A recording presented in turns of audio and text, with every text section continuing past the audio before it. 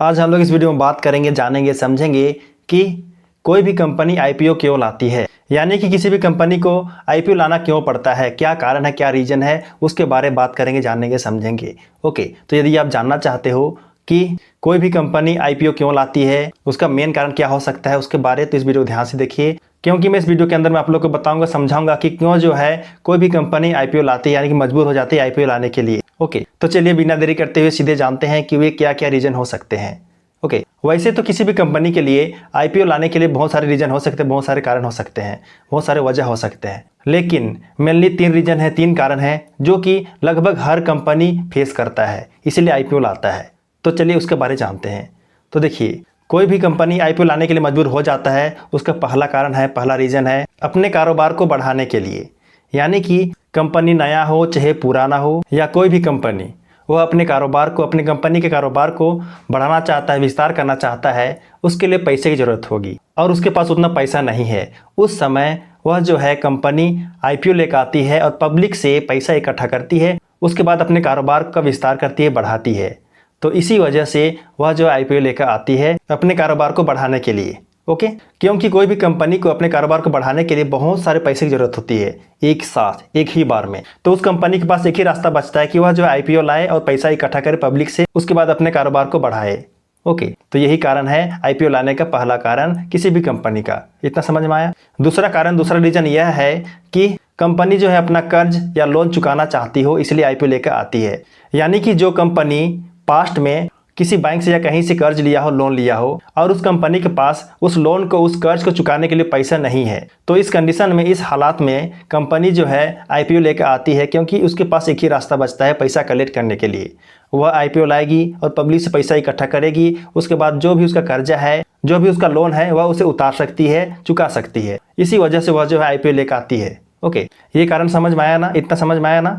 तो अब चलिए जानते हैं तीसरा कारण, तीसरा रीजन, कोई भी कंपनी को आईपीओ क्यों लाना पड़ता है, उसके बारे में जानते हैं, इसका तीसरा रीजन। ओके, तो इसमें देखिए, पुराने इन्वेस्टर की एग्जिट के लिए कंपनी जो आईपीओ लेकर आती है।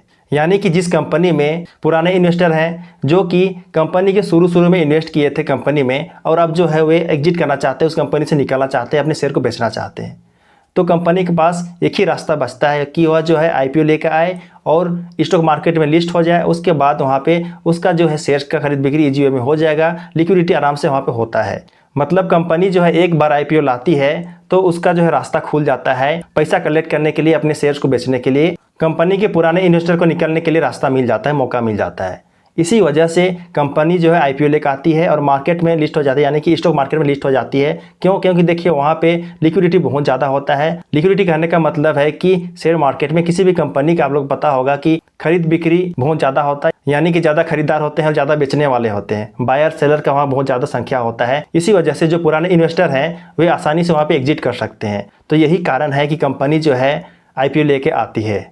ओके, तो यही मेन 3 रीजन है, 3 कारण है कि कोई भी कंपनी आईपीओ लाने के लिए मजबूर हो जाती है। इसके अलावा भी बहुत सारे रीजन हो सकते हैं, लेकिन यही मेन 3 रीजन है जो कि कोई भी कंपनी आईपीओ लाने के लिए मजबूर हो जाती है। इतना समझ में आया ना, तीनों रीजन, तीनों कारण। तो चलिए मैं फिर से रिवाइज कर लेता हूँ जल्दी से इन तीनों रीजन को, इन तीनों कारण को।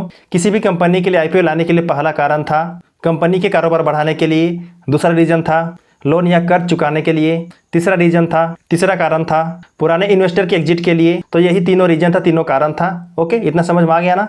तो उम्मीद करता हूँ कि आपको जो समझ में आ गया होगा कि कोई भी कंपनी आईपीओ क्यों लाती है, उसका क्या कारण है, उसका क्या मजबूरी है, सब जान गए, समझ गए होंगे, उम्मीद करता हूँ। यदि समझ में आया तो बहुत अच्छी बात है। फिर भी आपके मन में कोई डाउट है, कोई क्वेश्चन है, तो आप मुझे कमेंट करके पूछ सकते हो। मैं आपके कमेंट का जरूर रिप्लाई करूंगा, तो ये बात को भी ध्यान रखिएगा। ओके, तो चलिए वीडियो हेल्पफुल लगा हो और पसंद आया हो तो वीडियो को जरूर लाइक कर देना, और यदि आप नए हो मेरे चैनल में तो मेरे चैनल को जरूर सब्सक्राइब कर देना, क्योंकि मैं इसी तरह का वीडियो इस चैनल में हमेशा लाते रहता हूँ। तो चलिए मिलते हैं किसी नए टॉपिक के साथ, किसी नए वीडियो में। तब तक के लिए जय जय, बाय बाय।